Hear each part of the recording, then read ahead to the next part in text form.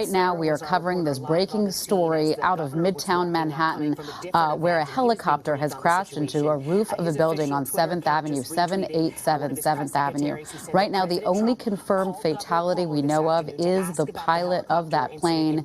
But as Governor of New York, Andrew Cuomo, was just talking about, for New Yorkers and for the rest of the country, for that matter, there is a level of post-traumatic stress disorder when we hear about a plane going into a building that causes a lot of concern, a lot of alarm, especially since Midtown Manhattan is supposed to be a no-fly zone. So there are a lot of questions as to what the helicopter was doing in Midtown Manhattan in the first place.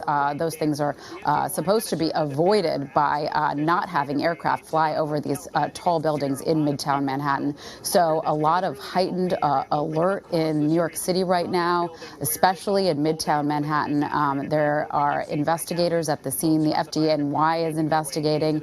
President Trump has tweeted about the issue, commending the New York City Fire Department for their swift efforts. Right now, we are hearing the fire has been put out of the building at 787 7th Avenue in Midtown Manhattan.